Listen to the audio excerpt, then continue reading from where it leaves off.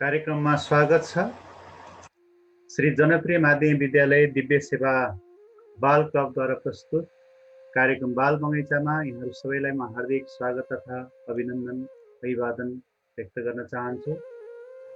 आज हामी सदा झैँ साहित्य विधातर्फका केही प्रस्तुतिहरू, साहित्यसँग सम्बन्धित केही विषयवस्तुलाई यहाँहरू समक्ष हामी राख्नेछौँ।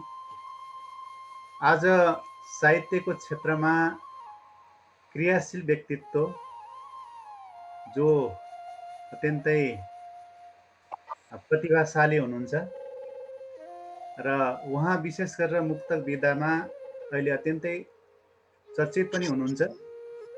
उहाँले आगतको आँगनी भन्ने मुक्तक सङ्ग्रह प्रकाशित गर्नुभएको छ र उक्त मुक्तक सङ्ग्रह सबैले धेरैभन्दा धेरै पाठकहरूले मन पराउनु भएको छ र उहाँ अहिले मकवानपुरको साहित्य क्षेत्रमा अत्यन्तै चर्चित पनि हुनुहुन्छ।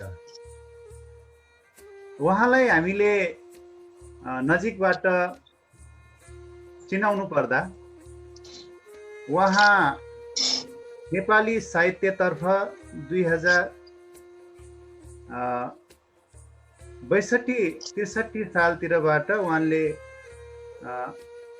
विभिन्न लेखन क्रियालाई उहाँले सञ्चालन गर्दै आउनुभयो र 72 सालबाट उहाँ साहित्यमा क्रियाशील भएर लाग्नु भएको छ र उहाँले विशेष गरेर मैले अघि नै पनि जानकारी गरे मुक्तक सङ्ग्रह उहाँले प्रकाशित गर्नुभएको छ र अन्य विधाहरूतर्फ पनि उहाँले कलम चलाउँदै आउनु भएको छ। उहाँ विभिन्न सङ्घ संस्थामा पनि आबद्ध हुनुहुन्छ।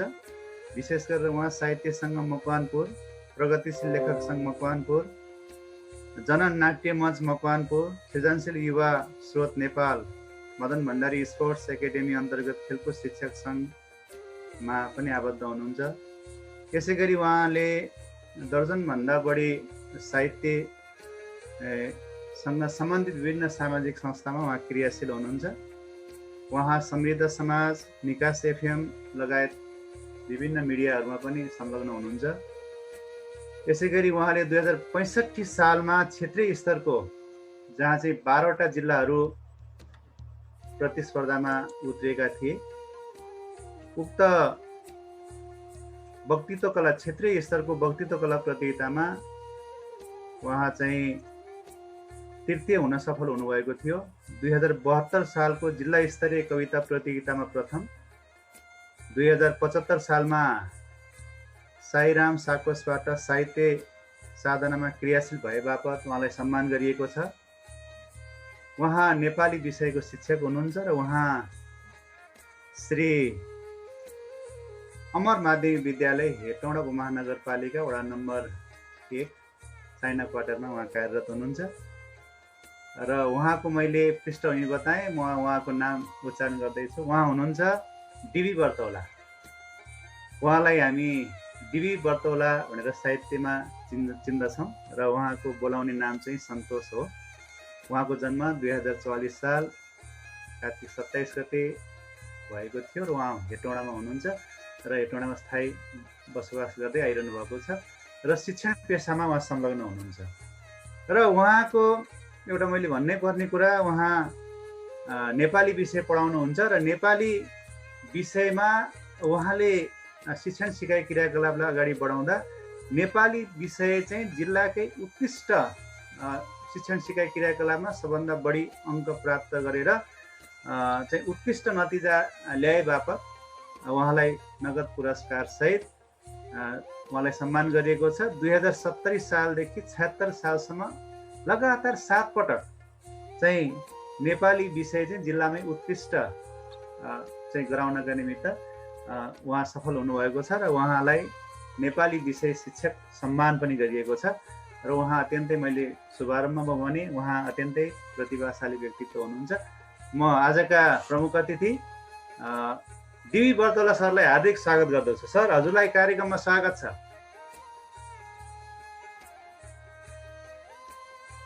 उहाँसँग हामी केही समयपछि कुराकानीलाई अगाडि बढाउनेछौँ। हामीले विभिन्न साहित्य क्षेत्रसँग सम्बन्धित व्यक्तित्वहरूलाई कार्यक्रममा निमन्त्रणा गरिरहेका छौँ, कार्यक्रममा उपस्थित गरिरहेका छौँ र हाम्रो उद्देश्य भनेको भाइ बहिनीहरूले जुन साहित्य विधाका विभिन्न कुराहरूलाई उहाँहरूले बुझ्नुहुनेछ, अध्ययन गर्नुहुनेछ।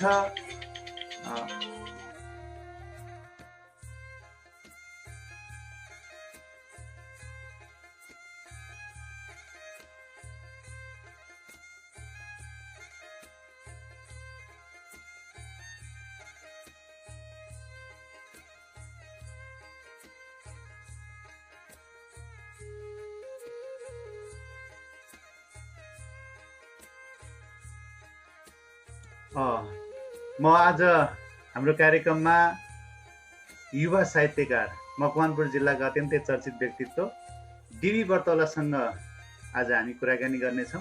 केही प्राविधिक समस्याले उहाँको र हाम्रो सम्पर्क विच्छेद भएको छ र केही समयपछि उहाँ कार्यक्रममा जोडिनुहुनेछ र हामी कार्यक्रमलाई निरन्तर रूपमा अगाडि बढाउनेछौँ। म सबै सहभागीहरूलाई भिडियो अन गरिदिनु हुनका निमित्त हार्दिक अनुरोध गर्दछु, किनभने हामी सबैजना भिडियो अन गरेर अलिकति परिचय पनि गरौँ, आजको कार्यक्रमको विषयमा छलफल पनि गरौँ र केही रचनाहरू छन् भने वाचन पनि गरौँ। यो प्रतिभा प्रस्फुटन गर्ने साझा थलो पनि हो। त्यस कारणले गर्दा म के अनुरोध गर्न चाहन्छु भने विद्यार्थीहरूलाई शिक्षण सिकाइ क्रियाकलाप सँगसँगै अतिरिक्त क्रियाकलापको पनि अत्यन्तै आवश्यकता पर्दछ। भाइ बहिनीहरूले आफ्नो मस्तिष्कलाई सबलीकरण गर्नका लागि हामीले अतिरिक्त क्रियाकलापतर्फका विभिन्न विधाहरूमा संलग्नता सहभागिता जनायो भने हामीलाई निश्चित रूपमा त्यसले फाइदा गर्छ र हामी एउटा राम्रो विद्यार्थी बन्नका निमित्त मद्दत गर्छ। साहित्य यस्तो विधा हो जुन विधाले हाम्रा धेरै भावनाहरू, धेरै कुराहरूलाई चाहिँ त्यसलाई मुखरित गर्नका निमित्त र सबै समक्ष पुर्याउनका निमित्त साहित्य अत्यन्तै महत्त्वपूर्ण विधा हो र साहित्य विधालाई हामी सबैले अनुसरण गर्ने, अनुकरण गर्ने र जीवनमा त्यसलाई पछ्याउने गऱ्यौँ भने हामी आफ्नो लक्ष्य प्राप्ति गर्नमा मद्दत पुग्दछ। र यो कुरालाई मध्यनजर राख्दै श्री जनप्रिय माध्यमिक विद्यालयले यो कार्यक्रमको आयोजना गरेको। हाम्रो कार्यक्रममा आज दीक्षा खड्का, सामना नेपाल, रेणु गोङ्बा, यसै गरी हाम्रो कार्यक्रममा रुबिना श्रेष्ठ हाम्रो कार्यक्रममा हुनुहुन्छ, यसै गरी सामना नेपाल, यसै गरी युनिसा वाग्रे। हाम्रो कार्यक्रम चाहिँ लाइभ प्रसारण पनि भइरहेको छ। भाइ बहिनीहरू, हामी केही परिचय कार्यक्रमलाई अगाडि बढाउनेछौँ र त्यसपछि हामी कार्यक्रमलाई अनि त्यसपछि सञ्चालन गर्नेछौँ। हाम्रो कार्यक्रमका प्रमुख अतिथि पनि आउँदै हुनुहुन्छ। सबभन्दा पहिला म रुबिना श्रेष्ठलाई आफ्नो परिचय राखिदिनका लागि हार्दिक अनुरोध गर्दछु। नमस्कार, म रुबिना श्रेष्ठ श्री अम्बर माध्यमिक विद्यालयबाट कक्षा 10 मा अध्ययन गर्ने विद्यार्थी। म चाहिँ यहाँ दिवी सरले बोलाउनु भएको भएर दिवी सरले आज कार्यक्रमको प्रमुख अतिथि हुनुहुन्छ। रुबिनालाई धेरै धेरै धन्यवाद। के छ, केही रचनाहरू छन्?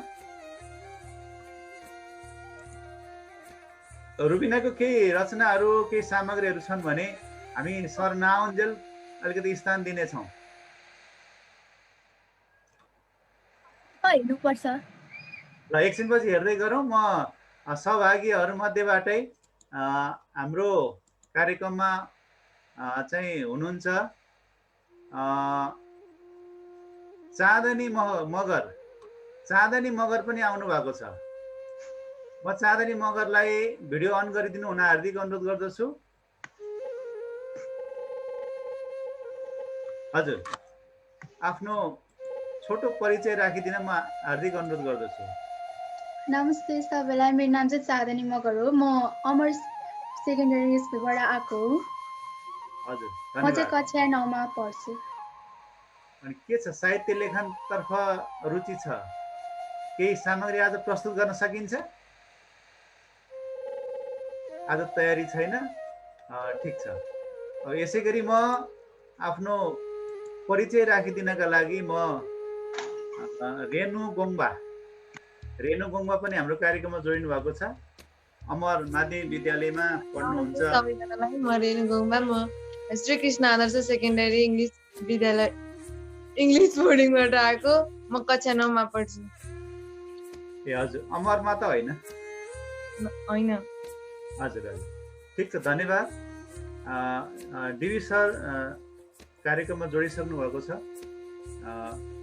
केही प्राविधिक कठिनाइ पनि रह्यो, यो विद्युतको कारणले गर्दा उहाँ हामीसँग केही समय उहाँ र हाम्रो सम्पर्क विच्छेद भएको छ। मैले डिबी सरलाई कार्यक्रममा स्वागत गर्दछु। सर, हजुर, आज हामी साहित्यतर्फका विभिन्न विषयहरूमा पनि केही छलफल गर्नेछौँ र आज विशेष गरेर मुक्तकहरू सुन्नेछौँ।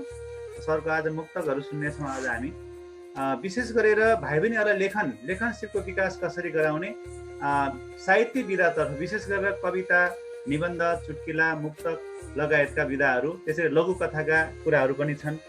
यी विषयवस्तुलाई हामीले विद्यार्थी समक्ष कसरी लेखनशीलको विकास गराउने, उनीहरूलाई साहित्य विधातर्फ कसरी आकर्षित गराउने र पठन, विशेष गरेर विद्यार्थी भाइ बहिनीहरूले पठन कार्यलाई चाहिँ विशेष गरेर विभिन्न पाठ्य पुस्तकहरूको अलावा विभिन्न पुस्तकालयमा भएका साहित्य सिर्जनाका विभिन्न पुस्तकहरू अध्ययन गर्ने बानीको विकास चाहिँ अलिक कमै भएको छ।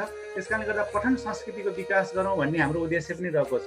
त्यसकारणले पठन संस्कृतिको विकास कसरी गराउने भन्ने विषयमा पनि आज हामी छलफल गर्नेछौँ। प्रारम्भमा मैले सरको परिचयबाट कार्यक्रम मैले शुभारम्भ गरेँ। अब आजको कार्यक्रममा हामी अलिकति शुभारम्भ, के हो मुक्तक भनेको, के हो, यो विषयबाट अलिकति शुभारम्भ गरौँ। हजुर, मुक्तक भनेको के हो, मुक्तकलाई परिभाषा, यसको डेफिनेसन, मुक्तकलाई परिभाषा गर्नुपर्दा के हो मुक्तक भनेको, विद्यार्थी भाइ बहिनीहरूले मुक्तकलाई कसरी बुझ्ने? हस्, धन्यवाद, नमस्कार उपस्थित सम्पूर्णमा। आदरणीय जनप्रिय प्राविधिक विद्यालयका आदरणीय शिक्षक हुनुहुन्छ युक्तलाल सर, त्यसै गरी निर खड्का सर पनि हुनुहुन्छ जस्तो मलाई लागेको छ। अमर मावि र कृष्ण आदर्शका भाइ बहिनी पनि केही जोडिनु भएको छ, अन्य भाइ बहिनीहरू नै आउँदै हुनुहुन्छ। अहिले कार्यक्रम जुर्यो, मैले उहाँलाई अलिकति ढिलो हुन पाए भए हुन्थ्यो। अनलाइन साहित्य प्रशिक्षण पनि यतिखेर चलिरहेछ, झन्डै त्यहाँ 5:30 बजीसम्म चल्ने, र त्यहाँ केही भाइ बहिनीहरू जोडिरहनु भएको छ। उहाँहरू 5:30 बजी जोडिन्छु सर भन्नुभएको छ। त्यहाँ पनि गजलको बहर सिकिरहनु भएको छ भाइ बहिनीहरू, अलिक इम्पोर्टेन्ट भएकोले पनि एकछिनमा हामी आउँछौँ है सर भन्नुभएको छ। हुन्छ, यो एउटा सुन्दर अवसर दिनुभयो, यहाँलाई धन्यवाद दिन चाहन्छु। आदरणीय व्यक्तित्व, म सानै छँदादेखि यहाँले मलाई देख्नु भएको छ। मेरो आदरणीय मामा हुनुहुन्छ युक्तलाल सर। म मुक्तकबाट सुरु गर्न चाहन्छु। मुक्तकको परिभाषा सोध्नुभयो। विशेष गरी मुक्तकलाई मुक्त रूपमा, स्वतन्त्र रूपमा आफ्ना अभिव्यक्तिहरू, आफ्ना मनका भावहरू प्रस्तुत गर्ने विधाको रूपमा हामीले लिन्छौँ। यसलाई विशेष गरी कविताकै एउटा सानो स्वरूप, कविताकै एउटा चाहिँ छोटो विधाको रूपमा पनि हामीलाई कविताभित्रैको छोटो कविता भन्न पनि रुचाइन्छ, र मुक्तकलाई अहिले छुट्टै विधाको रूपमा पनि विकसित गर्दै गइरहनु भएको छ साथीहरूले। विशेष गरी रुवाई शैलीको चतुष्पदीय 4 हरफमा चाहिँ संरचित हुने यो मुक्तक विधा साँच्चै छोटो हुन्छ, अनि लेखकले अथवा मुक्तक लेख्ने व्यक्तिले छोटो समयमा प्रभावशाली आफ्ना भावहरूलाई प्रभावपूर्ण ढङ्गले प्रस्तुत गर्न सक्ने भएकोले आज मुक्तक लेखनमा नयाँ पिँढीहरूले पनि कलम चलाइरहनु भएको छ। समग्रमा भन्यो भने मुक्त रूपमा आफ्ना मनका भावहरू, अभिव्यक्तिहरू दिने एउटा कविताको साहित्यिक विधा नै मुक्तक भन्न सकिन्छ जस्तो मलाई लाग्छ। परिभाषालाई यसरी नै लिँदा हुन्छ। कविताकै यसलाई स्वरूपको रूपमा, कविताकै अङ्गको रूपमा र यसलाई लिन सकिन्छ, र यो चाहिँ अहिले आएर साहित्य विधातर्फ अत्यन्तै चाहिँ एउटा चाहिँ रोचक चाहिँ र अत्यन्तै रमाइलो चाहिँ सिर्जनाको रूपमा लिइन्छ, र मुक्तक लेखनतर्फ पनि आकर्षण अलिक बढेको पनि पाइन्छ, होइन त? यसलाई यसरी बुझ्नु पर्यो। हजुर, अब यसलाई यसरी हो, अब मुक्तकको परिचय मात्र हामी जान्छौँ या मुक्तकलाई अलिकति कसरी लेख्ने भन्ने तर्फ पनि जान्छौँ भने म त्यता पनि बढ्न चाहन्छु, होइन? यो विधिका कुरा, लेखनका कुरा चाहिँ हामी छुट्टै कार्यक्रममा यसलाई गरौँला। सिर्जनाका कुरा कसरी गर्ने भन्ने विषयमा चाहिँ छुट्टै कार्यक्रम गरौँला। अहिले चाहिँ हामी विशेष गरेर मुक्तक को अलिकति केही मात्रामा भाइ बहिनीले जानकारी प्राप्त गरिसक्नु भएको छ। अब मुक्तक चाहिँ कसरी हामीले सिर्जना गरेको मुक्तक सुनाएर त्यसपछि पनि भाइ बहिनीहरूलाई बुझाउन सकिन्छ। यसरी चाहिँ यसका चाहिँ शब्दाक्षरहरू यतिवटा हुन्छन्, यसरी लेखिन्छ भन्ने बारेमा पनि केही बुझाउन सकिएला भन्ने लाग्छ मलाई। हुन्छ हस्। मेरो मुक्तक म वाचन गर्न चाहन्छु। पक्कै एक दिन सुनौलो बिहानी आउनेछ, झुपडीमा निन्द्रा दिने सिरानी आउनेछ, आशा उमङ्गका दियाहरू बाल्न पक्कै पनि शान्ति समृद्धि छर्को नमानी आउनेछ। यो एउटा मुक्तक हो। यो मेरो आगतको आँगनीको 1 नम्बरकै मुक्तक हो। यानि यो मुक्तकमा आगतको आँगनी मुक्तक संग्रहको 1 नम्बरकै मुक्तक हो यो। यहाँ बिहानी, पहिलो पंक्तिमा बिहानी, दोस्रोमा सिरानी र चौथोमा गए नमानी भन्ने आयो। पछाडिको हानी, रानी र मानीलाई गजलको भाषामा यसलाई काफिया भनिन्छ। मुक्तकको भाषामा तुकबन्दी मिलेको तुक पनि भनिन्छ यसलाई, तुक हैन। पहिलो लाइनमा त्यस्तो तुक मिल्नु पर्यो, अनुप्रास मिल्नु पर्यो, अनि दोस्रोमा पनि अनुप्रास मिल्नु पर्यो, तेस्रोमा स्वतन्त्र हुनु पर्यो, चौथोमा गएर तपाईको त्यसले चाहिँ फेरि अनुप्रास मिल्नु पर्यो। त्यो तरिकाको चाहिँ मुक्तक लेख्ने प्रचलन छ। मुक्तक 4 हरफमै लेख्नु पर्ने, अनि पहिलो हरफले तपाईको विषयवस्तुको उठान गर्छ त्यसले, त्यसपछि गएर विषयवस्तुको उठान गरिसकेपछि दोस्रो लाइनले थप व्याख्या गर्ने, तेस्रोले स्वतन्त्र हुने, तेस्रोमा चाहिँ काफिया मिल्नु पर्यो अथवा त्यो तुकबन्दी मिल्नु परेन, त्यो स्वतन्त्र रूपमा आउने, तर चौथो अभिव्यक्तिका लागि कौतूहलता सिर्जना गर्ने। अब के भन्छ है, चौथो लाइनले के भन्छ भन्ने खालको पाठकमा चाहिँ क्युरियोसिटी पनि जगाउने खालको हुनुपर्छ। अनि त्यसपछि गएर चौथोले चाहिँ एक किसिमको प्रहार गर्नुपर्छ। त्यो मुक्तकको समग्र भावलाई चौथो लाइनले चाहिँ झट्ट हान्नुपर्छ। त्यसलाई चाहिँ त्यसरी चाहिँ मुक्तक चाहिँ लेखिन्छ। मुक्तकको शैली त्यो तरिकाले गएको छ हैन। कतिपय साथीहरूले गजलकै 2टा शेर मुक्तक हो भन्नु पनि हुन्छ, त्यो चाहिँ बिल्कुल भुल हो। किनभने गजलको 2टा शेर नै मुक्तक हुन सक्दैन। गजल चाहिँ प्रत्येक शेरमा फरक फरक भावमा पनि लेखिने हुन्छ र त्यसले मुक्तकको जस्तो चोटिलो 4 हरफमा अथवा 2टा शेरमै चोटिलो प्रहार नगर्न नि सक्छ। त्यसैले मुक्तकले चाहिँ 4 लाइनमै चोटिलो प्रहार गर्ने भएकोले पनि मुक्तकलाई चाहिँ हामी एउटा चाहिँ कस्तो भन्दाखेरि छोटो कविताको रूपमा लिने, तर यो प्रभावशाली प्रत्येक पाठकको र लेखकको पनि हृदयमा प्रभाव जमाउन सक्ने एउटा सशक्त विधाको रूपमा लिन सक्छ। अब अरू पनि मुक्तक सुन्दै जाने हो कि अब के हो यो? यसमा चाहिँ मैले चाहिँ के बुझेँ भने जुन अनुप्रासको कुरा हुन्छ नि कविता लेखनमा चाहिँ अनुप्रास मिलेको भनेर भनिन्छ नि। हजुर, यो मुक्तकमा चाहिँ अलिकति फरक रहेछ क्यारे जस्तो लाग्यो मलाई। अनुप्रास मिलेको त जस्तै यहाँनिर बिहानी, सिरानी, नमानी भन्ने अनुप्रास त मिलेको हो हैन। खान्छ भनेपछि तर पनि खान्छ नै आउने होइन कि जान्छ हैन, लान्छ भन्ने स्टाइलले आउनु पर्यो। अनुप्रास त अनुप्रास फेरि सेम शब्दको पुनरावृत्ति पनि हुनु भएन, सेम शब्दको पुनरावृत्ति चाहिँ हुने होइन। सँगसँगै मिल्दो अनुप्रास त हुनुपर्छ नै, हुनुपर्छ, त्यस्तो खालको हुन्छ। अर्को म भन्न चाहन्छु, अर्को मुक्तक सुनौ अब। ए साथी मेरो आँखा भरि देश आउँछ, ए साथी मेरो आँखा भरि देश आउँछ, हातमा आमाको फुलेको केस आउँछ, हातमा आमाको फुलेको केस आउँछ, जहाँ जहाँ ठोकिएर म गएछु भने पनि साँच्चै मेरी प्यारी आमाको फेस आउँछ, साँच्चै मेरी प्यारी आमाको फेस आउँछ। यहाँ देश, केस र फेस ले चाहिँ पहिलो, दोस्रो, तेस्रो स्वतन्त्र र चौथोमा आएर फेरि फेसले चाहिँ तपाईको अनुप्रास मिलाएको छ। यो तुकबन्दी यसरी मिलेको छ। अङ्ग्रेजी शब्दहरू पनि आयो, सकेसम्म अङ्ग्रेजी शब्दको प्रयोग नगर्नु भन्ने पनि गरिन्छ, तर कहिलेकाहीँ तपाईको तुकबन्दी नै नमिल्ने अवस्था पनि सिर्जना भइदिन्छ, भाव नमिल्न खोज्छ। एउटा कुरो भन्न खोजे त्यसलाई ठ्याक्कै त्यो शब्द नआइदिएपछि अङ्ग्रेजी शब्दहरूलाई पनि राख्नुपर्ने स्थिति सिर्जना हुन्छ। यस्तो छ। हजुर, अब हजुर अर्को पनि सुनौ। हुन्छ। दुध बेचेर कोक किनी पिउनेलाई के भनौँ, सोखिनमा यसरी पनि जिउनेलाई के भनौँ, देखाउनकै लागि भयो नि यसरी आज भोलि च्यातेर पाइन्ट बार बार सिउनेलाई के भनौँ, च्यातेर पाएँ बार बार सिउनेलाई के भयो। अर्को, गरिबलाई चोक्टा चाहिँदैन झोल देऊ, ज्वरो आउँदा उनीहरूलाई सिटामोल देऊ, ठुला ठुला महल चाहिँदैन गरिबलाई यहाँ, छाप्रै छाप्राको उनीहरूलाई शान्त टोल देऊ, गरिबलाई चोक्टा चाहिँदैन झोल देऊ। यस्तो छ। अर्को एउटा मैले सुनाउन चाहे, सिँगान चुहाउँदै बाहुलामा पुछेको पल भेटिएला। मैले बचपनालाई सम्झिने कोसिस गरेँ। सिँगान चुहाउँदै बाहुलामा पुछेको पल भेटिएला, त्यति बेलाको खुसी किन्ने अझै कतै पसल भेटिएला। गाउँमा छँदा पाखा पखेरो भन्ज्याङमा गोठालो जाँदा लगाएको त्यो सुन्दर हात्ती छाप चप्पल भेटिएला, सिँगान चुहाउँदै बाहुलामा पुछेको पल भेटिएला। यो चाहिँ बालापनलाई मैले सम्झेँ। यस्तै छ।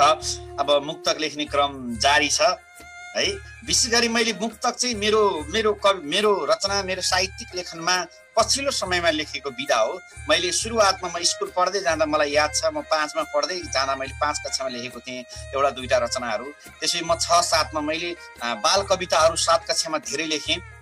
एसएलसी सम्म। यहाँ सरले भन्नुभएको छ, म 5 मा हुँदाखेरि 6 कक्षादेखि 10 कक्षासम्मका कविताहरू लेख्दै जाँदा चाहिँ विद्यालयले मलाई चाहिँ पुरस्कार समेत पनि दिएको थियो। त्यसरी मेरो लेखन चाहिँ सुरु भएको हो भनेर यहाँ लेख्नु पनि भएको छ। मलाई अत्यन्तै खुसी पनि लाग्यो। सानैदेखि त्यत्रो चाहिँ कविताहरू पुरै लेखेर चाहिँ एउटा चाहिँ साहित्यतर्फको एउटा चाहिँ म लेख्न सक्छु है भनेर चाहिँ आफूलाई प्रस्तुत गर्नु भनेको त अत्यन्तै राम्रो कुरो हो नि त। यो अत्यन्तै विद्यार्थी भाइ बहिनीहरूले पनि मनन गर्नुपर्ने, यसलाई लिनुपर्ने कुरो जस्तो लाग्यो र यो अत्यन्तै राम्रो काम सुरुवात भएको मैले पाएँ। त्यसै गरी अब फुटकर रचनाहरूका कुराहरू 72 सालबाट चाहिँ गम्भीर रूपमा चाहिँ अत्यन्तै महत्त्वपूर्ण तरिकाले यसमा लागेको भनेर चाहिँ यहाँ सरले लेख्नु भएको छ। त्यस कारणले गर्दा साहित्य विधामा चाहिँ अत्यन्तै महत्त्वपूर्ण रूपमा प्रतिभाको एउटा चाहिँ राम्रो प्रस्तुति दिनुभएको हामीले महसुस गरेका छौँ। हजुर। अब अहिले यहाँ हामीले आजको बसाइमा मुक्तक मात्र वाचन गर्छौँ कि अरूमा मसँग अहिले गजल र कविताहरू पनि छन्? साहित्य विधातर्फको सरले खास गरेर आगतको आँगनी मुक्तक सङ्ग्रह निकाल्नु प्रकाशित गर्नु भएको छ। आज हामी त्यसलाई अलिकति महत्त्व दिन्छौँ। यसको साथसाथै गजललाई पनि हामी कार्यक्रममा चाहिँ स्थान दिनेछौँ। गजल पनि सुनाउनु पर्ने छ सरले। र यसै गरी भाइ बहिनीहरूले पनि आज भाइ बहिनीहरूसँग पनि केही छलफल जिज्ञासा केही सुझावहरू छन् भने भाइ बहिनीहरूसँग पनि आज हामी छलफल अगाडि बढाउनेछौँ। केही जिज्ञासा छ भने त हामी गरौँला। अब मैले हेर्दै थिएँ नानी बाबुहरू कति रहनु भएको छ भन्ने कुरा नि हेर्दैछु। कतिजना यो बाल क्लबमा भाइ बहिनीहरू हुनुहुन्छ? भाइ बहिनीहरू बाल क्लबमा हुनुहुन्छ, तर मैले आज त्यति देखिरहेको छैन।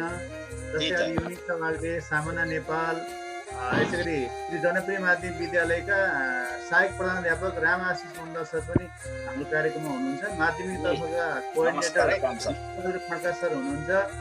यसै गरी हाम्रो दीक्षा खड्का समुदाय माध्यमिक विद्यालयबाट हुनुहुन्छ। आयुषा सिंह अरू त्यो अमर माध्यमिक विद्यालयबाट पनि हुनुहुन्छ। अरू भाइ बहिनीहरू पनि आउँदै हुनुहुन्छ। हामी कार्यक्रमलाई अगाडि बढाउँदै जानेछौँ। त्यसपछि कार्यक्रमको अन्त्यमा भाइ बहिनीहरूका केही सुझावहरू छन्, प्रश्नहरू छन् भने पनि हामी लिनेछौँ। हुन्छ। अब म अगाडि बढ्न चाहन्छु है। अब यो बिचमा हाम्रो हजुरसँग अन्तर्क्रिया हुँदै जान्छ या म आफ्नै तरिकाले बिचमा गजल मुक्तक कविता भन्दै आफ्ना अनुभूतिहरू भाइ बहिनीहरूलाई कसरी रचना लेख्ने, कसरी जीवनमा अगाडि बढ्ने भन्ने कुरामा जाने हो कि कस्तो स्टाइलमा जान्छ?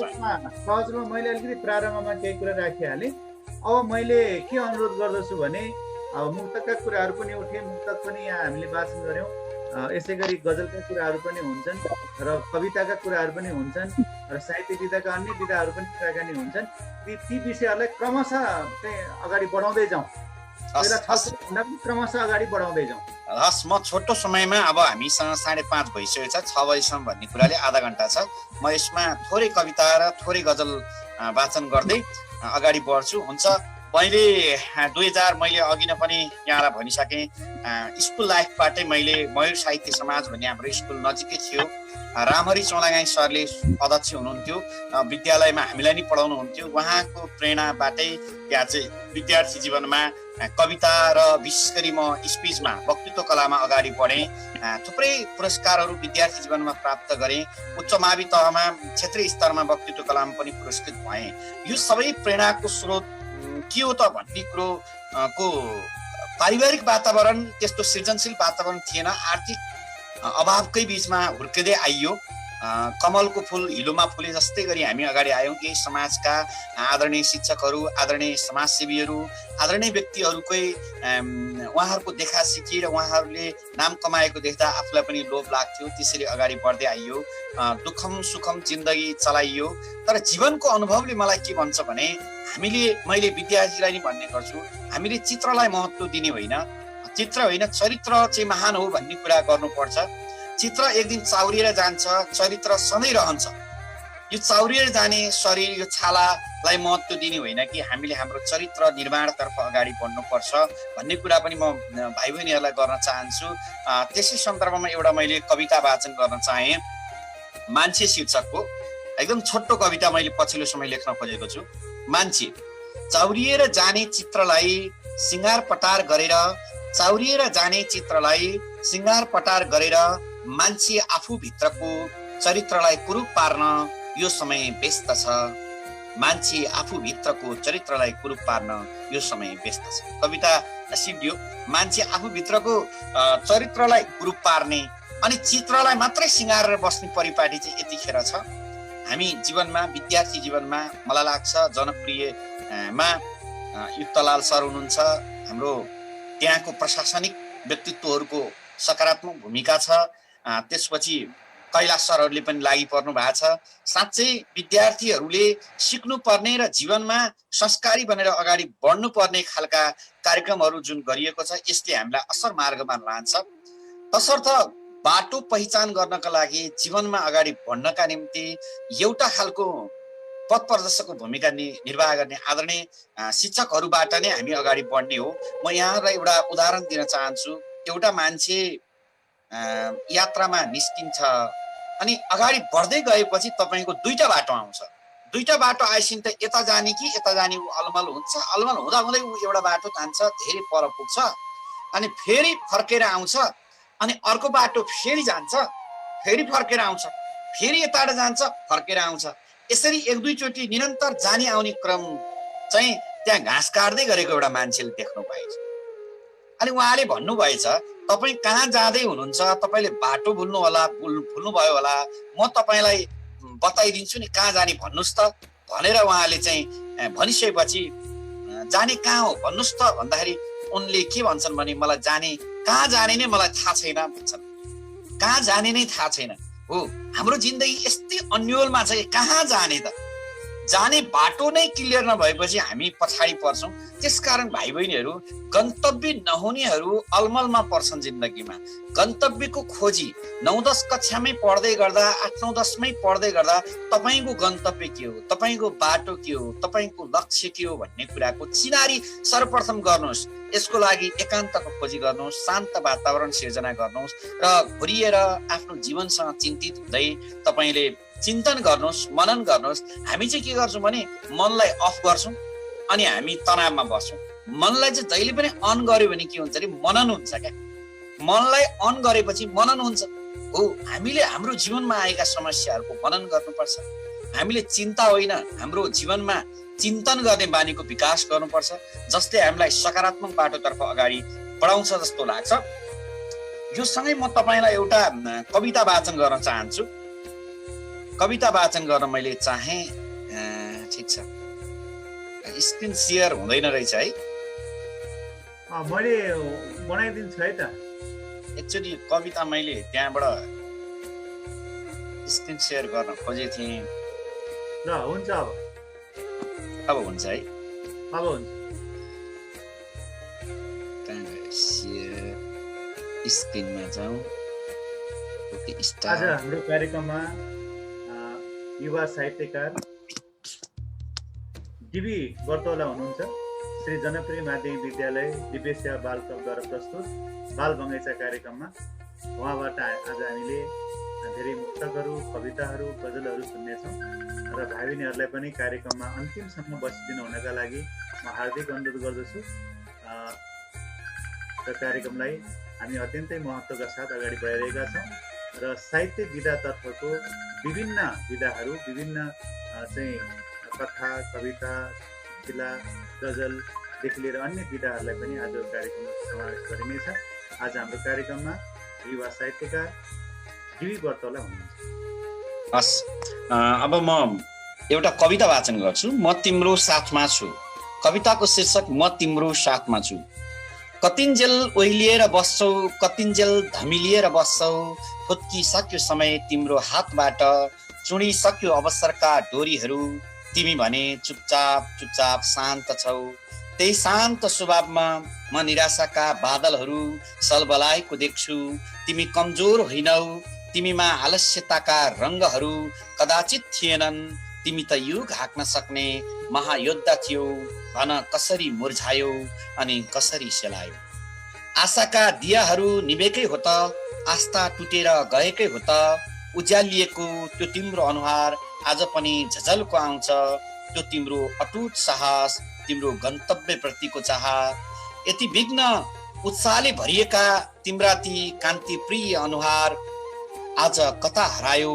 तिम्रा पदचापहरू आफ्नै सपना भेट्न आतुर हुन्थ्यो। भन प्रिय मित्र, केले तिमी अल्झियौ, केले यसरी हिर्काइयौ, यसरी कसरी तिमी रस बिनाको फूल भयौ। म तिम्रा सम्भावनाहरू मर्दै गरेको कसरी टुलु टुलु हेरौँ। तिमीमा भएका किरणहरू धुमलिएको कसरी निहालौँ। भन आत्मीय मित्र, तिम्रा सपनाहरू तुहिँदै गरेको दृश्य कसरी मुग्दर्शक भई हेरिरहौँ। तिमीलाई अभावको पीडाले हिर्काए होलान्। समस्याका पहाडहरू तिम्रै जीवनमा पहिरो बनी खस्यो होला। दुःख रूपी हम्मरले ट्वाङ ट्वाङ हानेर तिमी शिथिल भयो होला। धोकाहरूको साङ्लोमा बेरियो होला। आफ्नाहरूले पिँधमा पुग्ने गरी पछाडि दिए होलान्। तिमीलाई चोटमाथि चोट थप्नेहरू, तिमीलाई चोटमाथि चोट थप्नेहरू हर बखत तिम्रो आँसु देखेर हाँसे होलान्। जे जस्तो सुकै बदलाव आए तापनि तिमी हिजोको भन्दा बिल्कुल अर्कै भएछौ। अलिकति साहस मुठीमा बोकेर तिमी धैर्यताको बाँध बाँधेर आशाको ज्योति जगमगाएर बदला होइन बदलिएर नअत्तालिकन अगाडि बढ। अप्ठ्यारोमा मलाई खोज, म तिम्रो साथमा छु। अप्ठ्यारोमा मलाई खोज, म तिम्रो साथमा छु। हजुर, अत्यन्तै राम्रो कविता। यसलाई फेरि ब्याक आउन के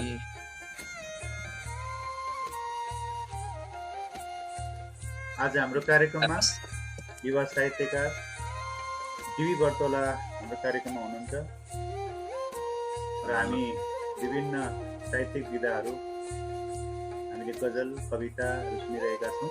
यो कार्यक्रम मोबाइल आर्ट्स फर पिसको सहकारी श्री जनप्रिय माध्यमिक विद्यालय दिव्य सेवा बालकोको प्रस्तुति रहेको छ र हामी यस कार्यक्रममा विभिन्न विधाहरू, विशेष गरेर साहित्य, त्यसै गरी योग, ध्यान, प्राणायाम, संस्कृतिका कुराहरू, ज्ञान विज्ञानका कुराहरू हामी भाइ बहिनीहरू समक्ष प्रस्तुत गर्दै आइरहेका छौँ र आज हाम्रो साहित्य विधातर्फ चाहिँ गजल, कविता र मुक्तक आज हामी सुन्दैछौँ। म आजका युवा साहित्यकार डिबी बर्तौलालाई अरू वाचनहरू, अरू कविताहरू पनि वाचन गरिदिनु हुनका लागि हार्दिक धन्यवाद। हस्, धन्यवाद आदरणीय व्यक्तित्व।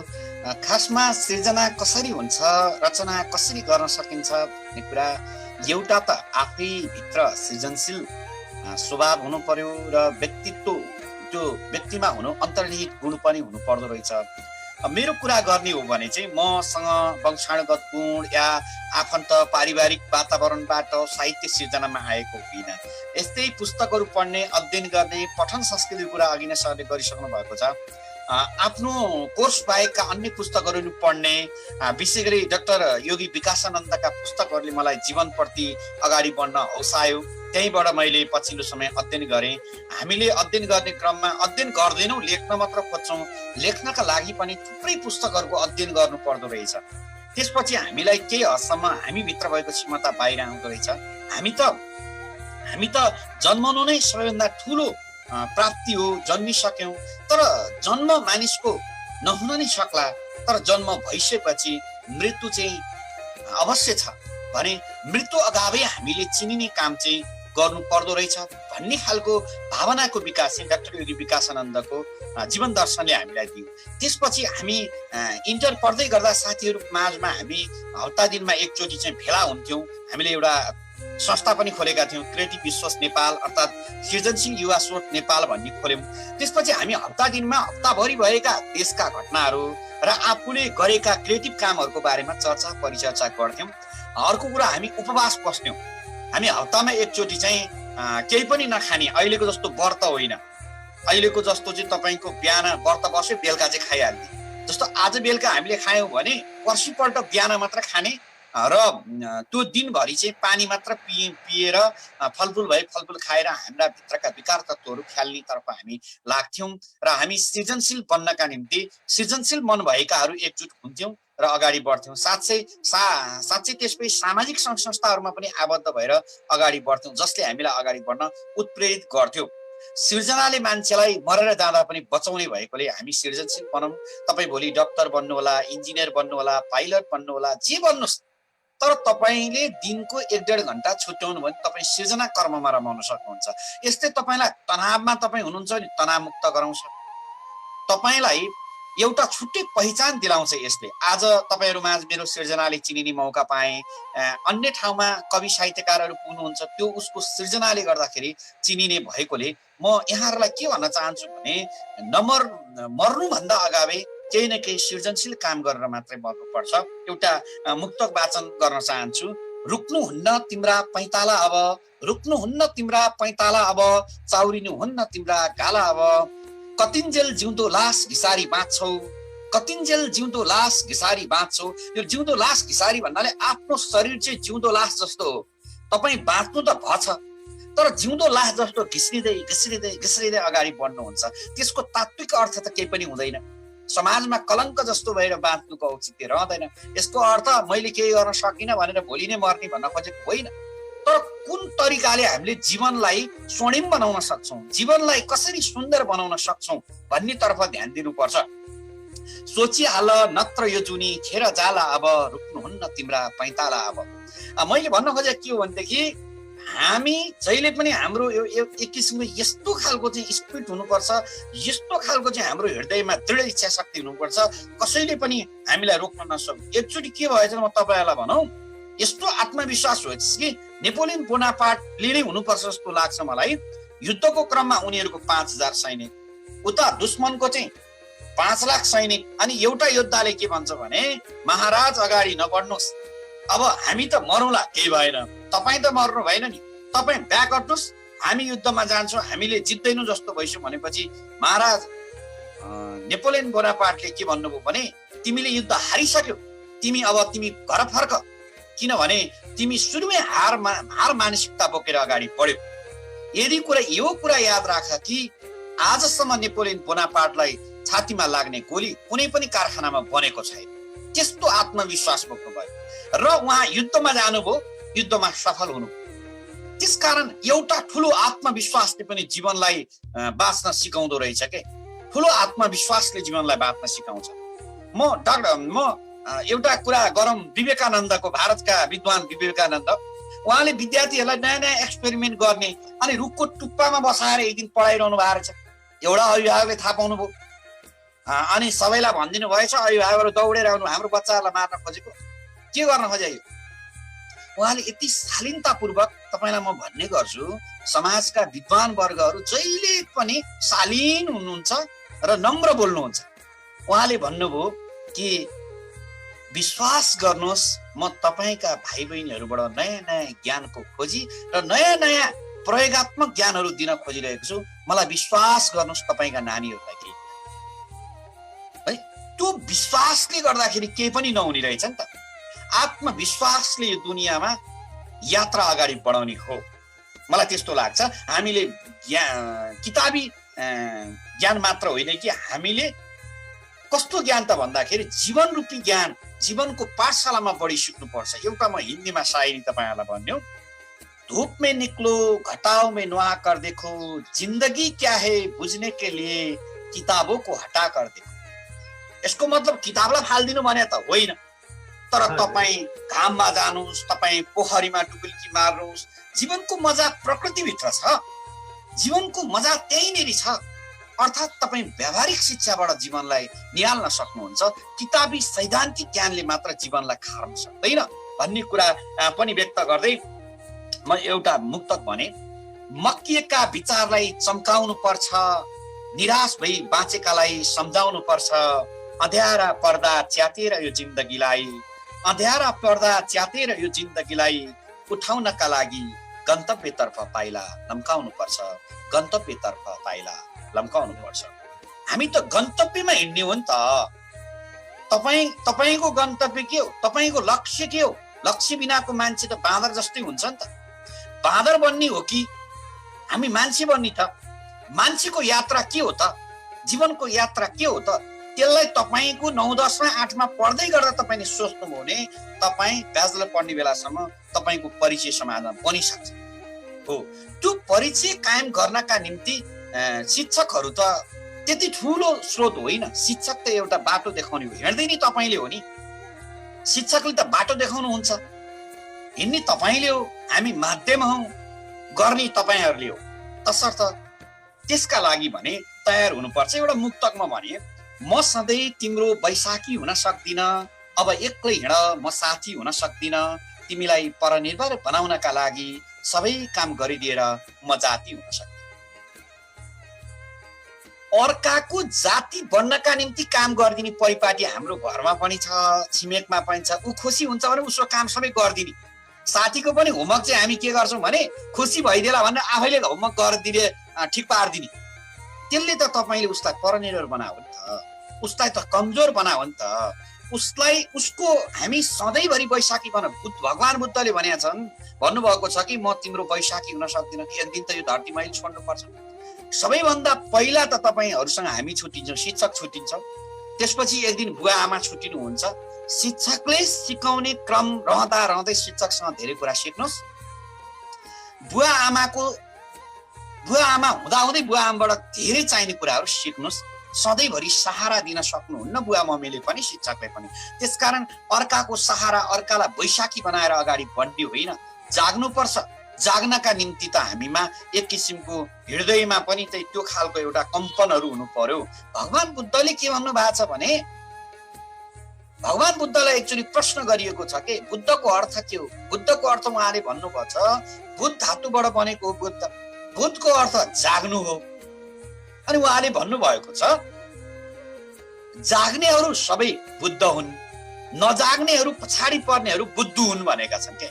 अब हामी बुद्धु हौँ कि बुद्ध हौँ त? बुद्धको मार्गमा हामी हिँड्ने कि बुद्धु भएर लाग्ने त? त्यो कुराको पहिचान हुनु पर्यो। त्यसकारण मैले के भन्छु भने, बुद्धत्व प्राप्तिको बाटोमा एउटा सिद्धार्थ गौतम लाग्न सक्छन् भने हामी पनि लाग्न सक्छौँ। हामी भित्र भएको काम, क्रोध, लोभ, मोह, अहंकार सबै त्याग्ने हो। सबैभन्दा कुरो त तपाईँलाई म भनौँ, इच्छा कटौती भन्ने कुरा छ क्या। इच्छा कटौती के हो त? यो इच्छा कटौती, तपाईँ भित्र अथाह इच्छा छ, यो इच्छा पूरा हुन सकेन भने तपाईँ डिप्रेसनमा जानुहुन्छ क्या।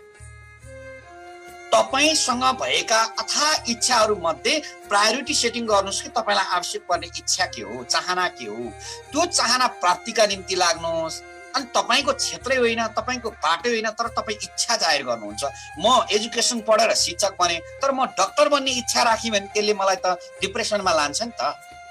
के हो त मेरो बाटो, मेरो मार्ग के हो भन्ने कुराको पहिचान र इच्छाहरू धेरै नराखिकन ठिक्क ठिक्क ठिक्क ठिक्क राखेर अगाडि बढौँ।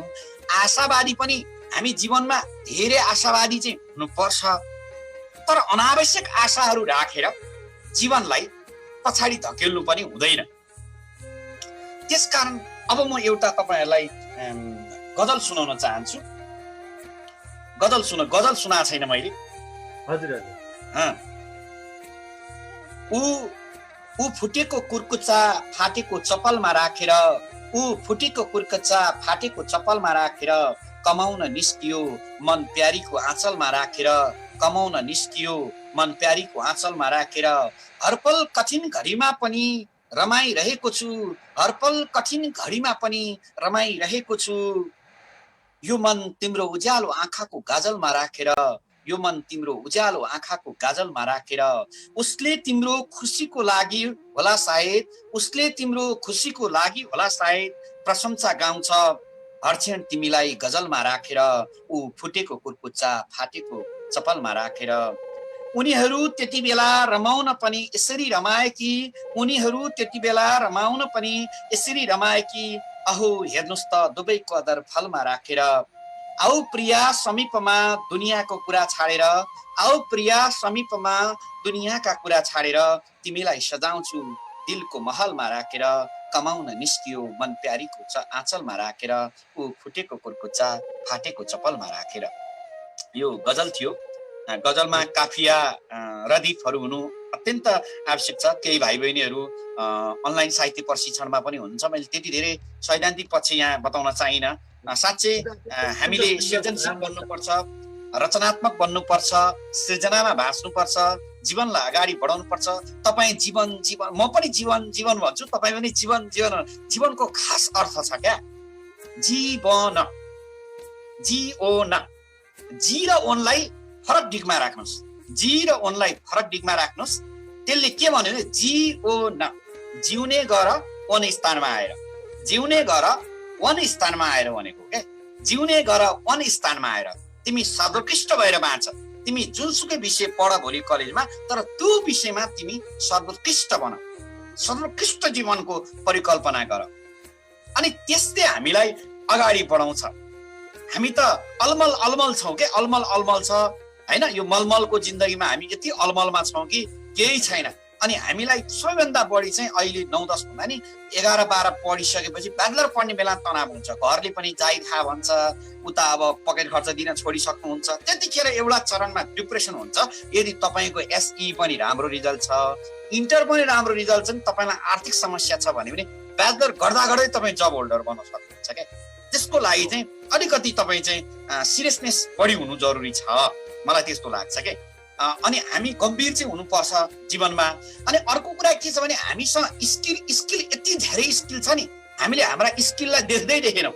म तपाईँलाई कस्तुरी मृगको एउटा कथा, मेरो त 1-2 मिनटको कथा हुन्छ नि क्या, कथा म तपाईँलाई सुनाउँछु। हजुर। जङ्गलमा कस्तुरी मृगले बास्ना सुँग्यो, यति मिठो बास्ना, ओहो कहाँबाट आयो, जङ्गल चारैतिर दौड्यो दौड्यो दौड्यो दौड्यो, काहीँ पनि भेट्दैन। अनि त्यसपछि गएर म त दङ्गै पर्छु। त्यतिखेर त्यो किन त्यसरी दौड्यो होला, सुरुमा मैले कथा सुन्दा म पनि अलमल परेँ कि, पुरै त बताउनु भएन नि सुनाउनेले, खालि दौड्यो मात्र भन्नु, कहाँबाट चाहिँ सुगन्ध आयो होला म पनि सुनिरहेको थिएँ। सुगन्ध खोजे यति भौतार जीवनभर त्यो सुगन्ध प्राप्तिका निम्ति दौड्यो। जहाँ जहाँ पुग्छ त्यहीँ बास्ना आउँछ, आनन्दित हुन्छ, त्यहाँ छ कि भन्छ त्यहाँ। अन्तिममा मर्ने बेला उसलाई के थाहा भएछ भने उसकै नाइटोबाट सुगन्ध आइरहेको रहेछ। अर्थात् हामी हाम्रो जीवनका क्षमताहरू, हाम्रो जीवनमा भएका सम्पूर्ण असल गुणहरू चाहिँ देख्दैनौँ अनि अरूको गुण मात्र हेरेर आफू पिरोलिन्छौँ।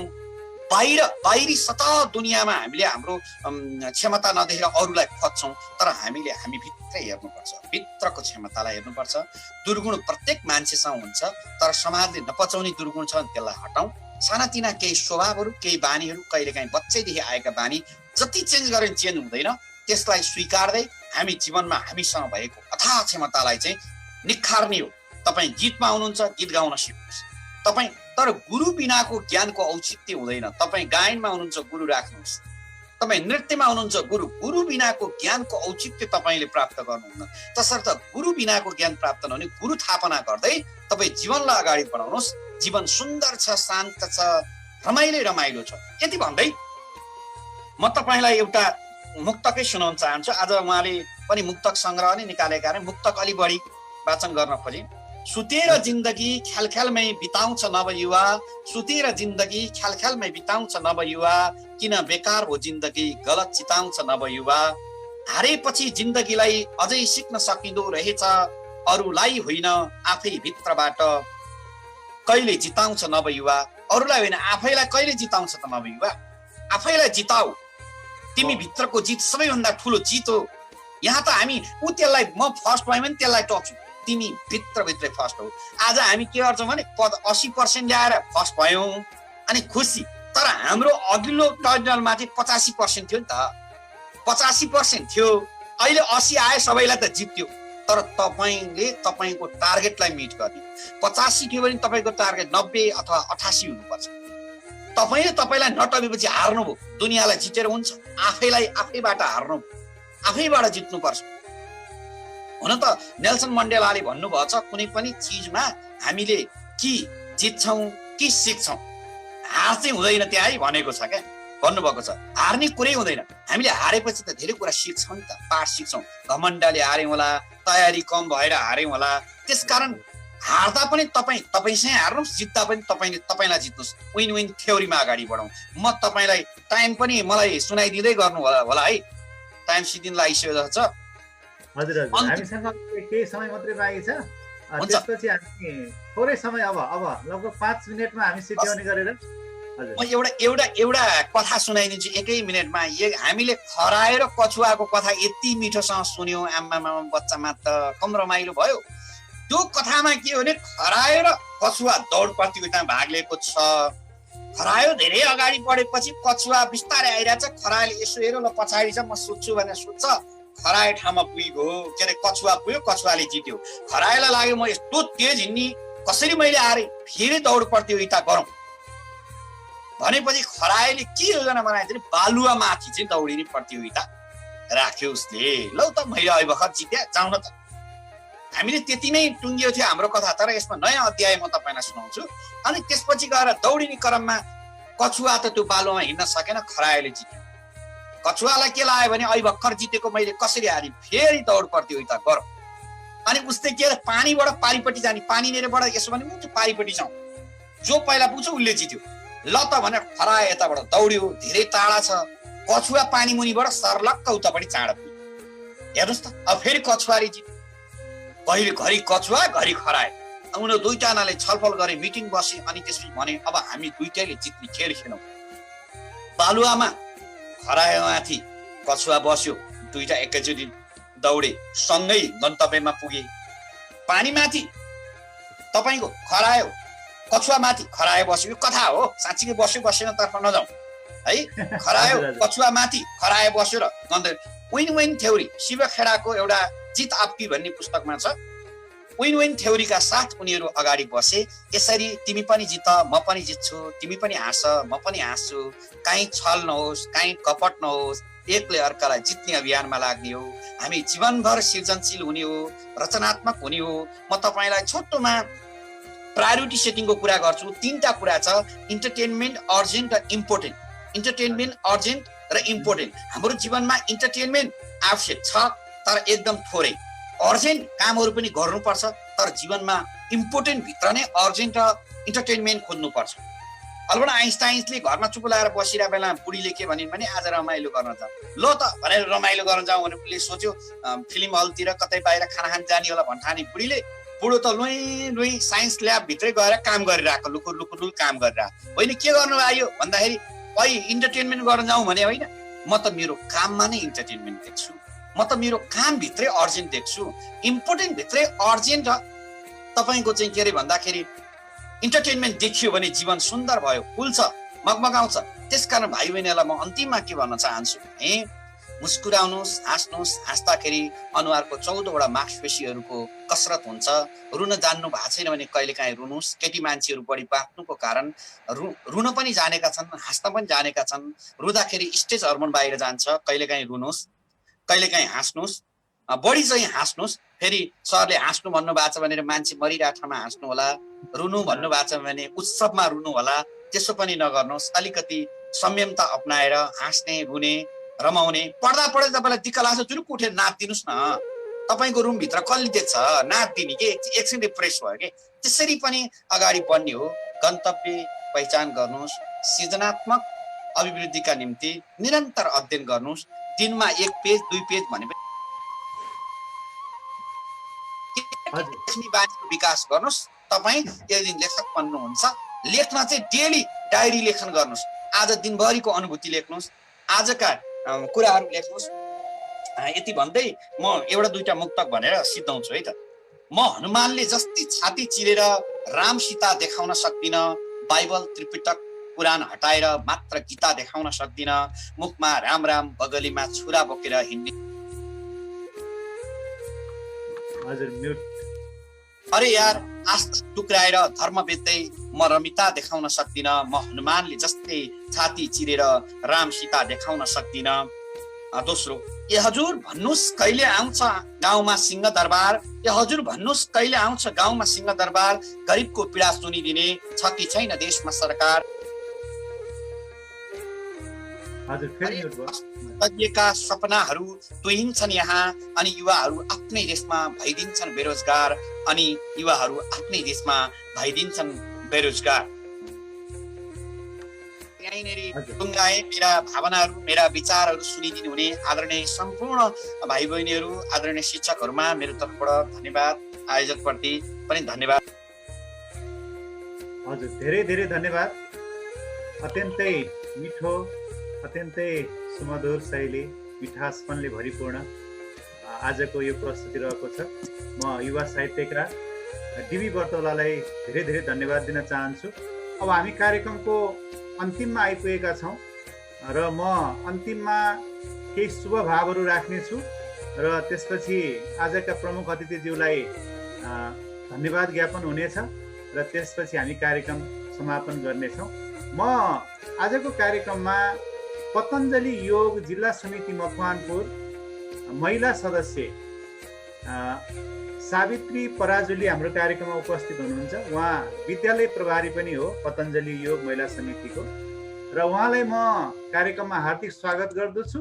र संक्षेपमा आजको कार्यक्रमको सन्दर्भ पनि उहाँले हाम्रो कार्यक्रममा सुरुदेखि नै कार्यक्रममा जोडिनु भएको छ र आजको विषयमा पनि संक्षिप्त केही भनाइहरू शुभ भावहरू राखिदिन म हार्दिक अनुरोध गर्दछु। धेरै धेरै धन्यवाद हाम्रो युक्तलाल सरलाई। हाम्रो सरले एकदम धेरै राम्रो हँसाई एकदम चुटकिला मुक्तक अनि त्यसपछि बिचबिचमा प्रवचन प्रसङ्गहरू जोडेर भाइ बहिनीहरूलाई धेरै राम्रो ज्ञान दिने कोसिस गर्नुभयो। त्यसको लागि हार्दिक आभार प्रकट व्यक्त गर्न चाहन्छु।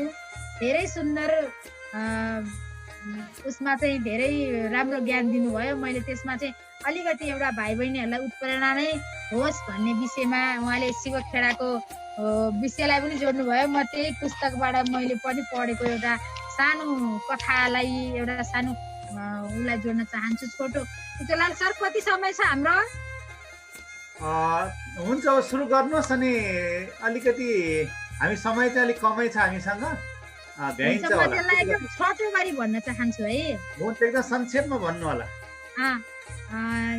बेलुनवाला चाहिँ बेलुन बेच्दै उसको गुजारा गरिरहेको हुन्छ। यस्तै एक दिन चाहिँ अब अलिकति पानी परेको मौसम अलिक चिसो दिन थियो, उसको बेलुन बिकेको हुँदैन अनि बेलुकासम्म उसको बेलुनै बिक्दैन। ऊ दिक्क हार मानेर त्यसैबाट उसले घरको आफ्नो निर्वाह गर्थ्यो। ऊ हार मानेर फर्केर आइरहेको हुन्छ। आउँदाखेरि चाहिँ अनि पार्कमा थोरै भाइ बहिनीहरू देख्छ अनि त्यसले एक दुईवटा बेलुन फुकेर हुर्याइदिन्छ, हावामा फालिदिन्छ। त्यसपछि हावामा बेलुन फुलेको उडेको देखेर चाहिँ त्यहाँ केटाकेटीहरू चाहिँ झुम्मेर बेलुन किन्न थाल्छन्। अनि त्यस्तैमा उसले एकदम छिटो बेलुन बेची भएको बेलुन जति सबै सिद्ध्याउन खोजिरहेको हुन्छ। अनि साइडमा एउटा सानो बच्चाले आएर यसो गरेर तानिरहेको हुन्छ। उसले चाहिँ पहिला त याद गरेको हुँदैन, पछि यसो याद गर्दाखेरि चाहिँ कसले के गरिरहेछ भनेर यसो फर्केर हेरेको हुन्छ। अनि हेर्दाखेरि चाहिँ अनि उसले सोध्छ, अनि कालो बेलुन चाहिँ उड्दैन? सुन्नुहोस् है, एकदम ध्यान दिएर सुन्नुहोस्, महत्त्वपूर्ण कुरा छ। कालो बेलुन चाहिँ उड्दैन भनेर सोध्यो त्यो बच्चाले। अनि उसले चाहिँ के भन्यो भनेदेखि अनि एकछिन सोच्यो त्यो व्यापारीले। अनि उसले चाहिँ यसो सोच्यो अनि त्यहाँबाट उसले चाहिँ के भन्यो भन्दाखेरि चाहिँ बाबु बेलुन रङले उड्ने होइन, त्यसभित्र भरिएको हावाले उड्ने हो भनेर भन्नुभएछ। यो कुराहरू भाइ बहिनीलाई एकदम काम लाग्छ भनेर मैले यहाँ पस्केँ।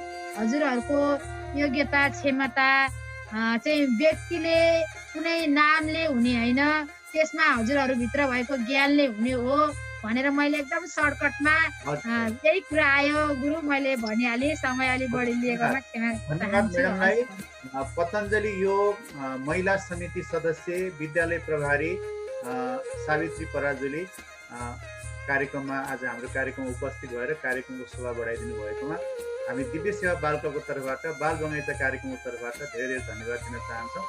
अब आजको कार्यक्रममा निकिता पौडेल, निकिता दुलाल, युनिसा वाग्ले, रचना भण्डारी, रेणु गोम्बा, दिया सापकोटा अनि यसै गरी आशिका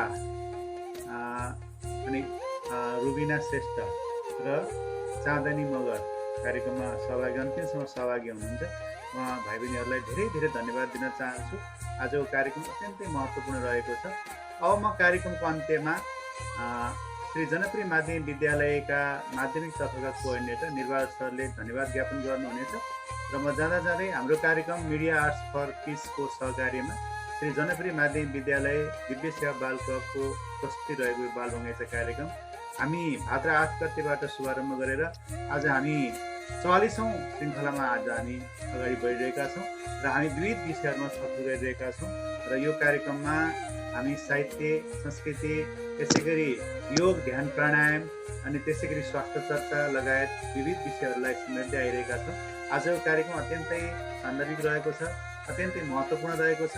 आजको कार्यक्रमबाट भाइ बहिनीहरूले अत्यन्तै महत्त्वपूर्ण ज्ञान प्राप्त गरेका छन् भन्ने हामीले महसुस गरेका छौँ। र अन्त्यमा अब आजका प्रमुख अतिथि युवा साहित्यकार डिबी बर्तौला र सहभागी सम्पूर्णलाई धन्यवाद ज्ञापन गरिदिनु हुनका लागि श्री जनप्रिय माध्यमिक विद्यालय माध्यमिक तत्त्वका कोअर्डिनेटर आदरणीय निर्वाचन खड्का सरलाई म हार्दिक अनुरोध गर्छु। धन्यवाद सर। कार्यक्रम सञ्चालक ज्यू युक्तलाल सर, त्यसै गरी आजको प्रमुख अतिथि युवा साहित्यकार डिबी बर्तौला सर अनि पतञ्जलि योगका भनौँ अतिथिज्यू र विद्यार्थी भाइ बहिनीहरू, विभिन्न विद्यालयबाट चाहिँ प्रतिनिधित्व गर्नुभएका विद्यार्थी भाइ बहिनीहरू सबैमा मेरो अभिवादन, यो सन्ध्याकालीन अभिवादन टक्राउन चाहन्छु। डिबी बर्तौला सरले वास्तवमा आजको कार्यक्रमलाई अत्यन्तै मनोरञ्जनपूर्ण बनाउनु भएको छ, रोचक तरिकाबाट उहाँले आफ्नो विचारहरूलाई यहाँ प्रस्तुत गर्नुभएको छ र उहाँ वास्तवमा अमरसिंह माविमा नेपाली शिक्षकको रूपमा कार्यरत हुनुहुन्छ। उहाँलाई म नजिकबाट चिन्छु। उहाँको कविता, उहाँको अभिनय सुन्ने मौका मैले पहिला पनि पाएको थिएँ, योभन्दा पहिला विभिन्न प्रोग्राममा, र उहाँ वास्तवमा अभिनयमा पनि खारिनु भएको छ। उहाँको अभिनय पनि मैले हेर्ने मौका पाएको थिएँ र अत्यन्तै अध्ययनशील हुनुहुन्छ र पेसाप्रति पनि त्यत्तिकै डेडिकेटेड समर्पित हुनुहुन्छ र उहाँले आगतको आँगनी भन्ने मुक्तक सङ्ग्रहबाट र धेरै मुक्तकहरू सुनाउनु भयो। अत्यन्तै प्रेरणादायी, कर्णप्रिय, रोचक र जुन विद्यार्थी भाइ बहिनी हामी सबैको लागि चाहिँ एउटा उत्प्रेरणाको स्रोत हुने खालका कविताहरू, वचनहरू दिनुभएको छ र विभिन्न इक्जाम्पलहरू पनि दिनु प्रस्ताउनु भएको छ। विन विन थ्योरी लगाउनुपर्छ, हामी असफलताबाट नै सफलताको पाठतर्फ जाने हो, हारबाट पनि सिकिन्छ भन्ने कुरा लगायत यावत पक्षहरूलाई उहाँले चाहिँ समेट्नु भएको छ। किताब मात्रै सबै कुरो होइन, book is knowledge is not everything. किताबी ज्ञान मात्रै, किताबी किरो मात्रै भएर हुँदैन। हामीले प्रकृतिमा हेर्नुपर्छ, हामीले आफूलाई पहिचान गर्नुपर्छ। क्षमता आफैसँग छ, हामीसँगै छ। त्यो कुरोलाई हामीले आफ्नो क्षमतालाई पहिचान गर्नुपर्छ र अगाडि बढ्नुपर्छ। बिलिभ इन योर सेल्फ, आफूलाई विश्वास गरेर अगाडि बढ्नुपर्छ। यावत पक्षहरूलाई समेटेर विभिन्न कथा, चुटकिला, भनमुक्त, गजल, कविता सुनाएर अत्यन्तै मिठो तरिकाबाट चाहिँ उहाँले आजको कार्यक्रमलाई एउटा पस्कनु भएको छ। हामी जो उपस्थित छौँ, हामी विद्यार्थी भाइहरू लाइभ मार्फत पनि कार्यक्रम प्रसारण भइरहेको छ र सबैले चाहिँ उहाँको विचारबाट हामी चाहिँ उत्प्रेरणा मिल्नेछ, विचारबाट हामी अगाडि बढ्नुपर्ने हुन्छ भन्ने मलाई लागेको छ र उहाँले आज अन्य कार्यक्रमलाई पनि त्यागेर हामीलाई चाहिँ एउटा अमूल्य समय दिएर हाम्रो कार्यक्रममा बाल बगैँचा कार्यक्रममा दिव्य सेवा बाल क्लबद्वारा सञ्चालित जनप्रिय माध्यम विद्यालयको दिव्य सेवा बाल क्लबद्वारा सञ्चालित हाम्रो बाल बगैँचा कार्यक्रममा आइदिएर हामीलाई हाम्रो स्वभाव बढाइदिनु भएर कार्यक्रमलाई अझ धेरै मनोरञ्जन बनाइदिनु भएर हामीलाई चाहिँ प्रेरणा दिनुभएको छ। उहाँलाई धेरै धेरै धन्यवाद दिन चाहन्छु र म बिदा हुन्छु र उपस्थित भाइ बहिनीहरूलाई पनि धन्यवाद दिन चाहन्छु र बिदा हुन्छु। हस् त सर। हजुर, निर सरलाई धेरै धेरै धन्यवाद। श्री जनप्रिय माध्यमिक विद्यालय दिव्य सेवा बाल क्लबको प्रस्तुति रहेको बाल बगैँचा कार्यक्रमको आजको यो 44औं श्रृङ्खलामा आज हामी साहित्यकार डिबी बर्तौलासँग केही कुराकानी गऱ्यौँ र उहाँले हामीलाई आज धेरै रचनाहरू, कविता, यसै गरी गजल, यसै गरी मुक्तक लगायत अनि यसै गरी भाइ बहिनीहरूले ध्यान दिनुपर्ने कुराहरू पनि अत्यन्तै सरल र सहज ढङ्गबाट बुझ्ने शैलीमा आज प्रस्तुत गरिदिनु भएको छ। म श्री अमर माध्यमिक विद्यालयका नेपाली विषयका शिक्षक, युवा साहित्यकार डिबी बर्तौला सरलाई धेरै धेरै धन्यवाद दिँदै आजको सम्पूर्ण कार्यक्रम यही समापन भएको घोषणा गर्दछु। हस्त, नमस्कार, सबैलाई धन्यवाद।